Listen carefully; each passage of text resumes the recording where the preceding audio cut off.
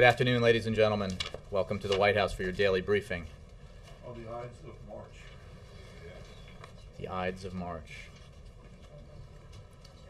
I didn't see the movie. Did you see the movie?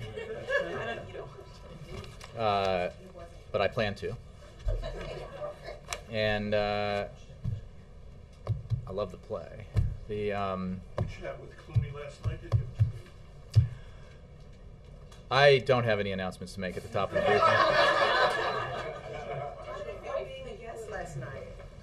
It was a really nice affair. There was no question. A very appropriate event to celebrate the relationship, the essential relationship we have with the United Kingdom. And I think you saw in the comments that the President made and the Prime Minister made that the relationship has never been stronger between our two countries. The number of areas of cooperation between our countries has probably never been so broad and numerous, and the relationship between the two leaders is strong as well. So it was a very nice event. But I have let me go to questions. The Associated Press, Jim. Thanks, Jake. Two topics. Wanted to ask you about Karzai's comments today. He wants an immediate pullout of NATO forces from rural areas and villages, pulling back to bases. He also wants Afghan forces to take the lead in 2013. Wondered if either of those are consistent with where the President stands right now in Afghanistan and on the Taliban and its declaration that they are stopped discussions. Isn't that a major setback in terms of what the President wants to do in Afghanistan? Well, let me deal with the segments of that question. First of all, as you know, the President's policy, his strategy in Afghanistan is to draw down the forces that were surged into Afghanistan. That is happening now. 33,000 forces will be withdrawn. 33,000 U.S. troops will be withdrawn by the end of the summer. As he said yesterday in his comments in the Rose Garden, our strategy is to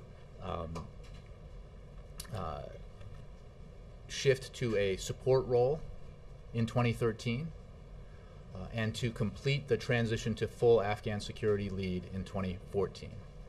So it's, without getting into the specifics of what you do in certain parts of the country and the nature of different deployments, it is consistent to say, as we saw in Iraq, that that kind of transition involves a change in the footprint as more and more portions of the country are turned over to Afghan security lead, which is happening already.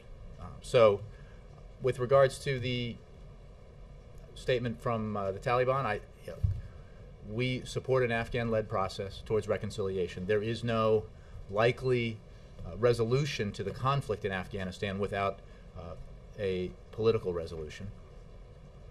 And our conditions for participation in that process by the Taliban have been clear in terms of the reconciliation. Those who would be reconciled need to lay down their arms, renounce al-Qaeda, promise to abide by the Afghan constitution. And we continue to support that process. The Taliban claims that the U.S. has changed the terms for those negotiations. Is that the case? The terms have been, as I've stated them on many occasions and just did again. The fact also is that this is an Afghan-led process that we support. And it is also true that we're not going to get into great detail about every conversation we've had or meeting we've had with the various parties, but we broadly support a process here that is essential to the long-term resolution of the conflict in Afghanistan. On another subject, reports today that the President and Prime Minister Cameron discussed tapping strategic oil reserves. What's the status of the White House's attempt to tap the SPR, and are you having those kinds of discussions with other foreign leaders? Because obviously you want to do this with international concurrence. Jim, the suggestion that energy issues were among the topics discussed by the British Prime Minister and the President should not be surprising. That was certainly, those energy issues were among the topics discussed in the meetings that they had. It is inaccurate, as was reported today, that any kind of agreement was reached on a course of action or that any kind of timetable associated with a course of action was agreed to. Those reports are wrong. They're false. Right? Jay, you talked about the strategy being to draw down the troops and to proceed with that. But in terms of the goal of the mission, how can the events of recent days not be a setback to that? With the Taliban suspending the nascent talks, how can you achieve that goal of turning over security to the Afghans with all of these setbacks? Well, Karen, I appreciate the question. It is certainly the case that our challenge in Afghanistan has been and continues to be and will be difficult. What is also true is that since the President began implementing his strategy with its very clear focus on the top priority of ultimately defeating al-Qaeda, we have met with success and we have achieved significant progress. Some of the events that you refer to are clearly tragic and unfortunate and don't make the mission any easier to accomplish. But what we do know is that our men and women in uniform in Afghanistan are the very best in the world, and they have done a tremendous job to this point in implementing the President's strategy. And even amidst these difficult times, they are continuing the process of transferring, making that transition to Afghan security lead. We are withdrawing American troops as part of the President's plan. We will continue to do that. We will continue, as we do, to strengthen the Afghan security forces. We will continue to take the fight to al-Qaeda across the region, to diminish and ultimately defeat core al-Qaeda, which is based there in the region. And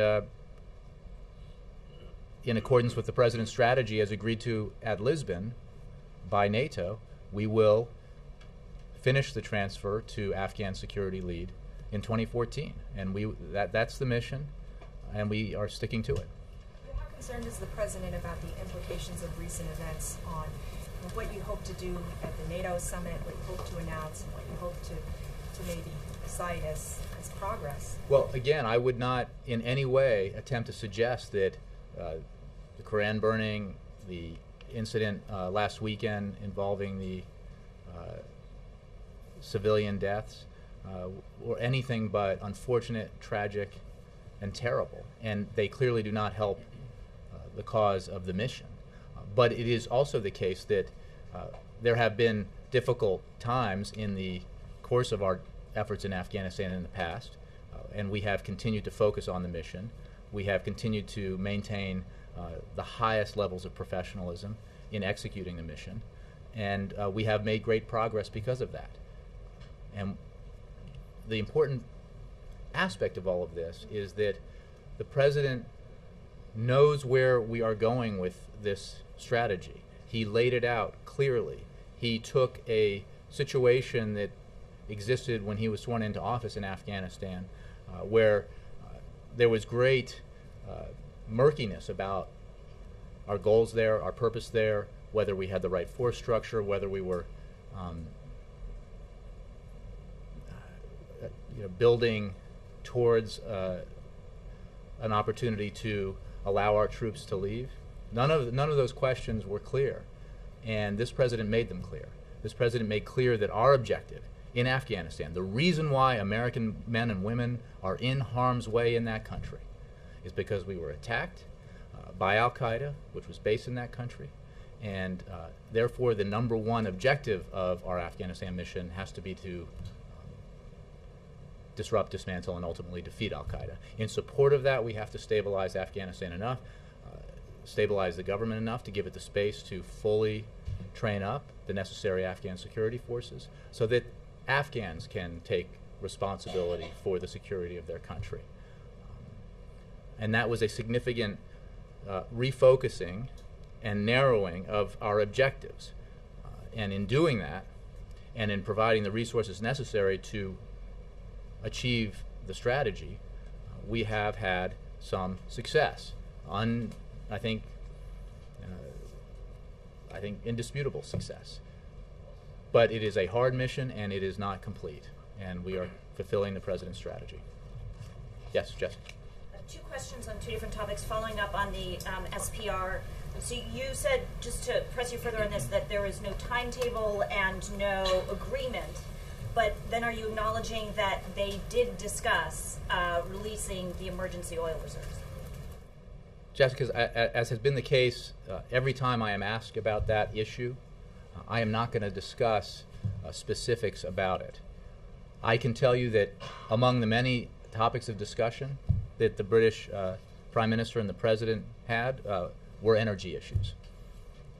And the situation globally with the rise in the price of oil. But I can say very clearly that the report suggesting that any kind of an agreement was reached on a course of action with regard to those energy issues, that any agreement was reached with a timetable associated with it, that report is false. It is not accurate. The Pentagon, in a briefing now with Captain Kirby, said that when Secretary Panetta was landing in Afghanistan, an Afghan man drove onto the runway, and the Pentagon is saying the vehicle had been stolen 30 minutes before the attack. It was aimed at the VIP party. What does this tell us about the UK and the US military's inability to protect the Secretary of Defense? I would refer you for details about the security arrangements at that particular base and what happened there and how that happened to the Pentagon and to our personnel there. We're obviously aware of what happened, as nobody more so than the Secretary of Defense. But for any details about that incident, I think you should turn to the Pentagon. Does the White House have concerns?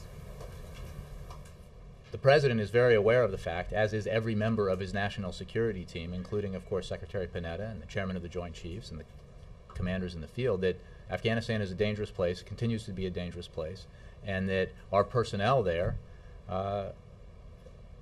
are executing a mission that entails significant risks. That is not news. So, but again, for details about this incident, I would refer you to the Pentagon. Specifically about the inability, there's a 30-minute gap there between the time this car was stolen. Sure, Jessica, I understand, but these are details about an incident that may or may not be reflective of broader questions about either that base or base security, and I just am not in a position to adequately address questions about of that nature. Let me, Roger. Yeah, I'd like to try the SPR stuff a couple more times. Surprise. Has the what kind of coordination is underway right now? If there's a decision to go ahead with SPR, can you talk about the mechanics a little bit? No. And again, that is pure speculation that doesn't even comport with the pure fact that I just bestowed upon you, which is that the report of any kind of agreement or timetable associated with agreement related to a course of action is just wrong. So, of course, the United Kingdom, the leader of, the Prime Minister of the UK and the U.S. President in their discussions talked about the pressing issues of the day in which these two countries share an interest, and that includes Afghanistan and Iran and Syria, bilateral trade relationship, and energy issues, among others. So it should not be a surprise that that topic area was on the table and was discussed, but the reports that I think everyone's referencing when they're asking these questions were not accurate. So is it correct to infer that to the markets anyway? There's nothing imminent? I'm not. I am here to simply address, speak for the President, the White House, the administration, and make clear a factual assertion about this report. I'm not here to comment on the markets. Have you spoken to your British counterparts about how this story might have gotten out? Have you had any discussions with them? I have not. I don't have anything to relay to you about conversations with our counterparts, Hans. If I could just finish, I would. I certainly know that our friends overseas are not new to the idea that occasionally there are erroneous press reports. So are you Nora. working with them to sort of tamp this down? Hans, let me go here. I think I called on Bloomberg, so let me go to Nora. You know. So sorry, who are we on? We're on Nora O'Donnell, CBS. The president, as you've made the case, has put in the tightest sanctions ever on Iran. As part of the sanctions that this administration has pushed is encouraging, of course, the EU to go through with an oil embargo that starts July 1st. That'll take about 1 million barrels of oil off the market a day. Mm-hmm. So given that and what that will do to oil prices and gas prices, what is the president doing to make sure that doesn't affect the American consumer and the British consumer? As you, I'm sure, recall, in the legislation related to that, it very specifically made clear that in the implementation of the sanctions, we would be mindful of potential impacts on the global economy, on the effects of on individual specific allies, and without getting into hypothetical details about how that plays out, we are obviously aware of and mindful of that kind of potential. I'm not going to speculate from here about what specific sanctions and the implementation of might have, what effect it might have, or what price impact it might have on a barrel of oil. But we were very aware of, and we talked a lot about this fact when we were reviewing this legislation, and then the president signed it. But there's a honest question to be asked, which is that what is the plan? I mean, you're going to take 1 million barrels a day offline. So is the administration encouraging others, Saudi Arabia and others, to put out more, or is the U.S. and the British going to make sure that they can make sure that the markets are not disrupted by releasing the SPR? Well, Nora, I'm just not going to get into hypotheticals about what course of action we might take, we and our allies might take, other countries might take, as events proceed globally here. The fact is that the issue that you raise is one we're obviously aware of and knew in advance was something that we wanted to be monitor very carefully. We also have a very keen interest in tightening the sanctions in Iran. As you noted in your question, we have been extremely aggressive with our partners in a broad coalition action against the Iranian regime in an effort to try to pressure Tehran to live up to its international obligations to abandon its nuclear weapons ambitions. That effort has already had a significant impact on the Iranian economy, on the political leadership, and we will continue to press from all corners to increase the pressure. Jake. Just to follow up on Jessica's question about the incident yesterday, there have been 8 green on blue incidents this year alone. Mm-hmm. 12 of the 59 coalition troops who have been killed were killed by Afghan supposed allies. Last time I talked to somebody in the White House about this, I was told that the latest information, this is a few weeks ago, was that they were all unrelated cases. Mm-hmm. Is that still what the information you have? That these are all unrelated? I don't have any information that would alter that assessment, but that's an assessment that I think is made in more depth over at the Pentagon and elsewhere. It is important to remember, as I think I noted during one of my briefings, the huge volume of missions carried out jointly by U.S. and Afghan forces, daily, weekly, and effectively, which does not in any way take away from the terrible incidents that you cite, including those in the wake of the inadvertent burning of the Quran. So I don't have any information that suggests a different evaluation of the nature of these incidents. Perhaps the Pentagon does, but I think we have to remember how broad the mission is over there, how many operations occur with Afghan and U.S. forces working together towards the same goal and effectively in preventing the Taliban from gaining momentum and taking the fight to Al Qaeda. So that's where we are right now. I would refer you to the Pentagon for more. Two more questions. The president said yesterday that the incidents and all these incidents in the last month or so would not quicken, this is not a quote, but they would not quicken the pace of U.S. withdrawal. Is it possible, though, that they could change the pace in terms of when the Afghans take more of a lead in security, as Karzai suggested? Is that possible? Well, look, we make these assessments, as the president has made clear when he's spoken about this issue, when he laid out his strategy, when he spoke about it in the wake of Lisbon, in coordination with our allies, and in a manner that is designed to ensure that we are as successful as possible in fulfilling the objectives of the mission.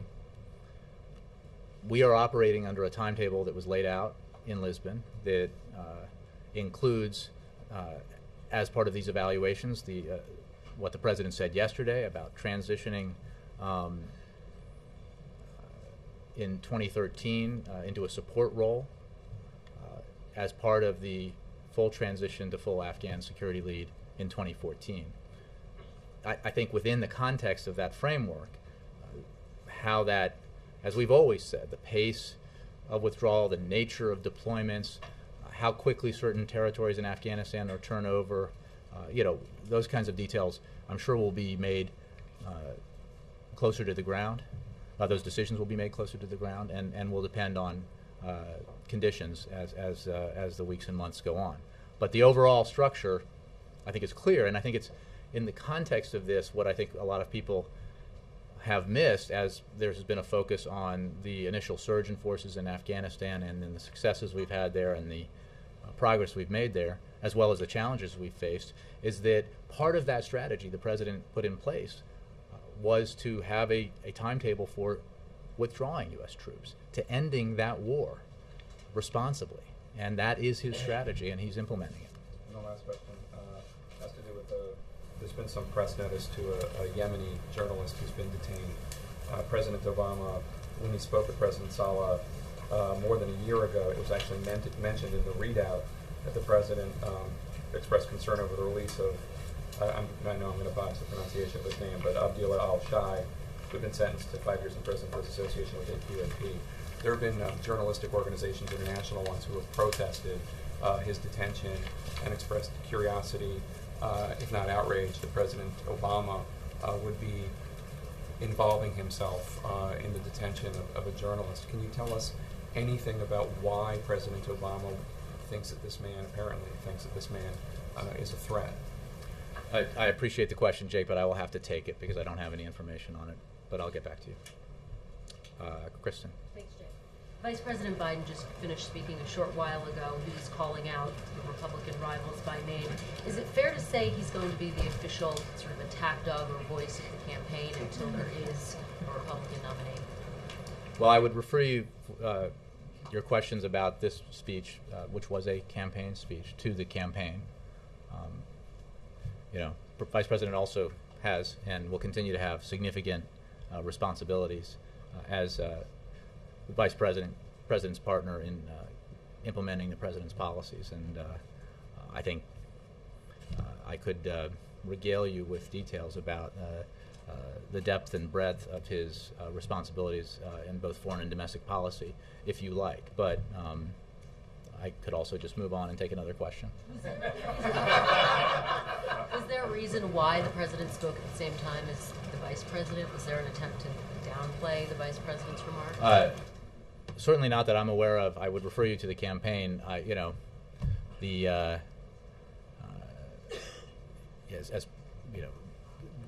we generally try to keep our schedules tight. Sometimes they slide, but I would refer you on the Vice President's schedule on this event to the campaign. And also, Jay, the U.S. Roman Catholic bishops are signaling that they will continue to fight for what they're calling a broader religious exemption to the employer birth control mandate. I'm wondering what your reaction is to that. And there's also been some discussion that they would welcome more dialogue with the executive branch. Is that something that you would be amenable to? Well, we have had a dialogue with a lot of stakeholders on the issue of providing preventive services to women. And as you know, because you covered it, the President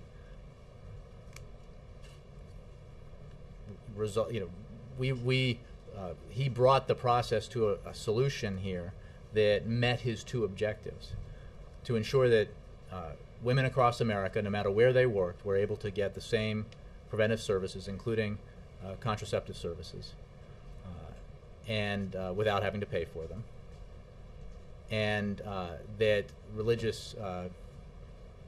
those with religious objections would not have to, institutions, for example, like colleges and universities, would not have to provide or pay for contraception if they objected to doing so. And that is the solution that we reached. And we continue to have discussions with stakeholders on the issue of self-funded plans, so-called self-funded plans, as we made clear we would.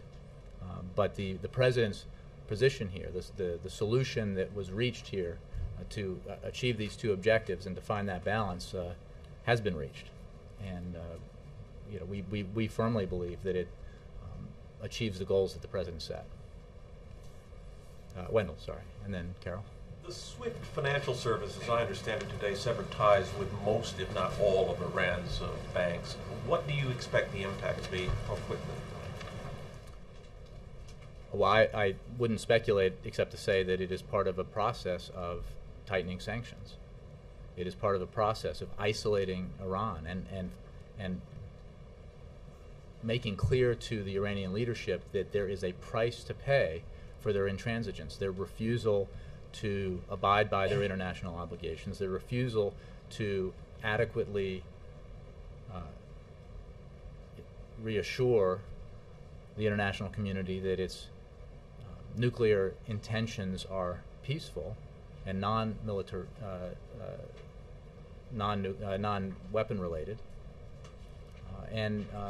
We have made clear, as we did earlier this year, that when it was the case that we had already implemented the harshest sanctions with the broadest international coalition in history, that we were going to continue to ratchet them up. And this is certainly, as part of the international effort, this is part of it. You don't want to give an assessment of how steep this price is that... Well, I think I would point you to experts in terms of maybe over at Treasury about what the specific impact of this course of action would be. The overall, the broader impact and the goal is to raise the price of intransigence, and we will believe it will have that effect as part of the overall sanctions regime. Mitt Romney says one of the problems with the price of oil is that the U.S. has not convinced the rest of the world it will be energy independent. What's your reaction to that? Well, I didn't see that comment, and I would simply say that President Obama, from the time he came into office, and has pursued a policy that is driven by that goal, increasing America's energy independence, reducing our dependence on foreign sources of energy for economic reasons and national security reasons.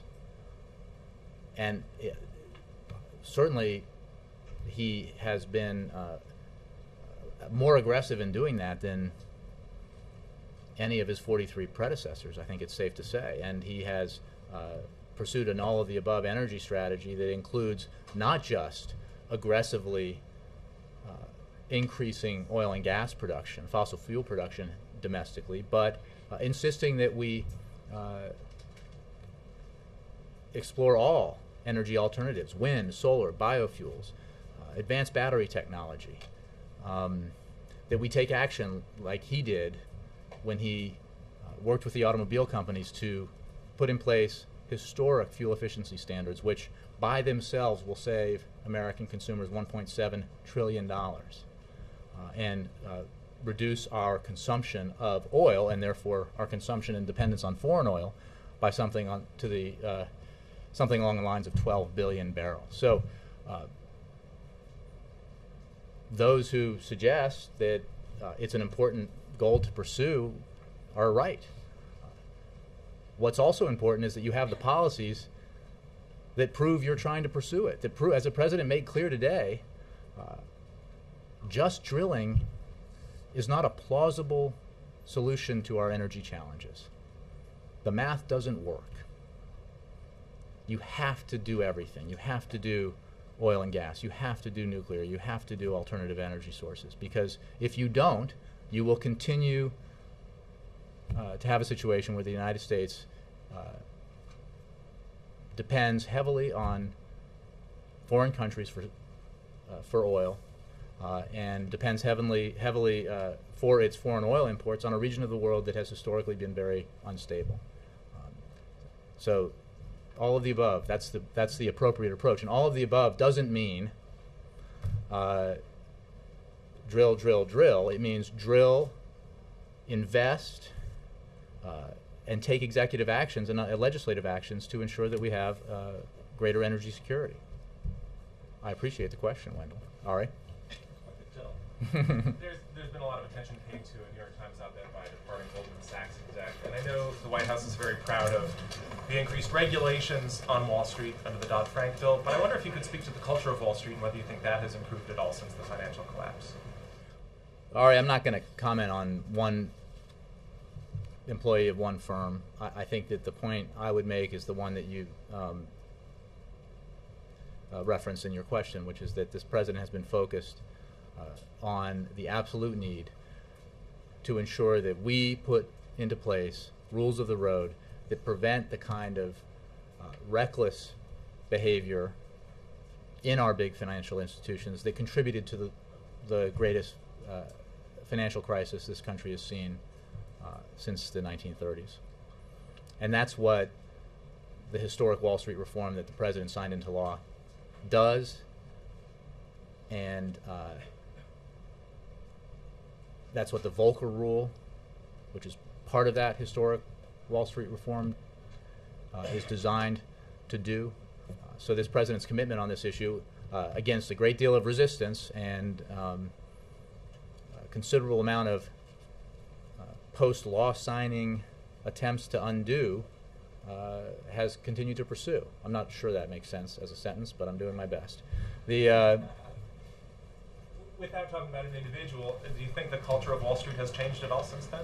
Well, I think that what we can do, what leaders can do in Washington, is make sure that Wall Street plays by the same rules as Main Street.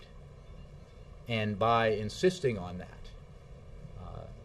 affect cultural change. By making it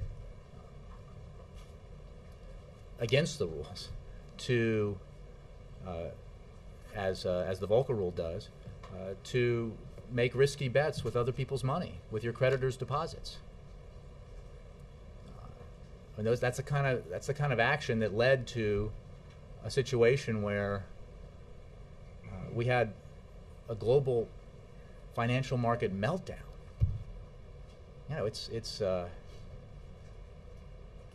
noted on one of the business news channels last week that I guess we hit a anniversary of the low in the markets during that dreadful period in early 2009. Markets are now double what they were then, in some cases even more. And I think while that is certainly good for business and it's good for the economy and good for folks who were able to hold on to their investments in their 401k retirement plans to see their savings that had been decimated resurrected to some degree.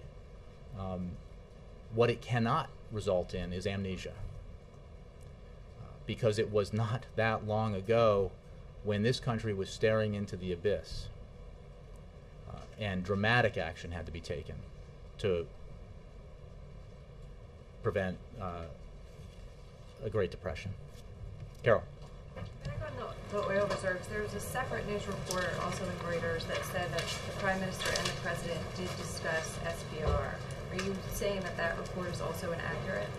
No, I said that the President and Prime Minister spoke about a number of issues, including energy issues, including, I'm not going to get into specific, because I don't, that's, whether I'm asked about it from this direction or directly about what the President thinks or might do or how he would do it, I just don't, well, energy issues were discussed. I'm not going to get into specifics about what aspect of the global oil market or energy issues they discussed, but I am confirming that that was one topic of conversation. What I am making clear is not accurate is the reports of some sort of agreement. But you're not saying this other report is inaccurate? I am simply saying that energy issues were among the topics discussed. Okay, separately, you have the Vice President announced today giving a campaign speech. The President's continuing to travel to a number of swing states. There were a number of bundlers who were invited to the state dinner last night, and you have him giving increasingly sort of fiery speeches. Or do you still maintain that this White House is not in campaign mode? I still maintain that the President is still spending the vast preponderance of his time on his official duties, as is everyone who works here. There is a campaign, of course, and it is active and doing the things that it does in preparation for the time when there is a general election nominee for the other party and there's a debate to be had more directly. I'm going to have to just take issue with the idea, I hope anyway, that Maryland is a swing state, but that is where he traveled today, where he gave a speech about energy. Well, he's also doing a number of fundraisers. He's traveling on Friday. He has been going to Well, he certainly has been having political events, and we've made clear about that, and he is participating in that way in his campaign, but that, as a share of his time, it is still fairly minimal. But I've been very clear, and others have been very clear, that that percentage will increase as the year progresses, and especially once there is a Republican nominee. How do you gauge it now? Or do you think it's increased in the last month? Is it? I think it has, from the formation of the campaign, I'm sure it has steadily, but very gradually increased. I think it ebbs and flows depending on what the schedule allows. But it's again, this president has support, obviously, in his own party. He did not have to engage in a primary fight, and he has therefore been able to focus the vast majority of his time on his official duties, and he'll continue to do that for as long as possible, as within the confines that a general election campaign creates. Mr. Knoller. What about the preponderance of his public time? Would you admit that is increasingly political? No, I would admit that there will be a gradual increase in the amount of his time that he spends on political events, but we are a long way from the point where that becomes a significant part of his schedule. We're just not there yet. The president gave an energy speech today. He gave a speech that addressed the fact that when we're trying to get the country moving in the right direction, adopting an all-of-the-above approach, that unfortunately we have some folks who, by the nature of our system, are charged with the task of governing along with us, who seem not to believe, or seem not to believe that we need to have anything but fossil fuels to secure our energy future, and seem to think that even talking about alternative energy sources is funny. And I think calling them flat earthers is appropriate. Isn't that a campaign message? No, it's a policy message. We believe we have to do this for the sake of America's economic future. It is simply not an option to say that we can just keep drilling with 2% of the known oil reserves in the world when we consume 20% of the world's oil. It's just, I was a mediocre math student, but that doesn't seem to work out. That won't work out well for the United States. So, what do? We aggressively, because we're America, innovate, invest, insist that the best technologies are made here, the best products are made here, and the best jobs are created here, so that we can kill two birds with one stone, grow our economy, enhance our national security. Lee. Given the current situation in Afghanistan, why is the president so confident that after 2013 or 2014, when all the U.S. troops withdraws from there, Afghanistan will not be used as a launching pad for attacks against the U.S.? It is the focus of the policy of the president to disrupt, dismantle, and defeat al-Qaeda, to stabilize Afghanistan enough so that Afghan forces can gradually take over security responsibility for their country. That has to be ultimately Afghanistan's future. And we have sacrificed greatly to, in our national security interests, but to ensure that that can come about. Obviously, there are challenges. Obviously, there have been setbacks. But the progress is also undeniable when you evaluate where we are against the objectives the president put into place when he announced his strategy. So it is the assessment of this president, it is the assessment of NATO, that the timetable that is governing the drawdown, that is governing the transition, is the right timetable.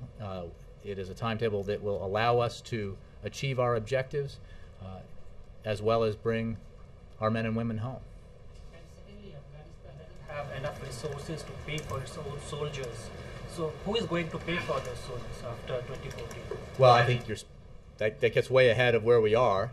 The president made clear in announcing his Afghanistan strategy that we and our allies and a broad coalition of international partners will continue to have a robust strategic relationship with Afghanistan beyond the transition period. But it's 2012, and what that looks like obviously is difficult to predict with any specificity right now. Thanks, Jay. All right. Thanks. Nakamura, I'll throw you in there for a bonus question. In terms of today, I think the campaign is releasing a 17-minute documentary-style video. I know, and it's going to be easy. What's that? It's going to be easy. This one. I wanted to see if you've seen it, if the president's seen it, and if so, what the reaction is to it, and then if not, when do you plan to see it, and if there's any viewing parties within the White House, like around the country?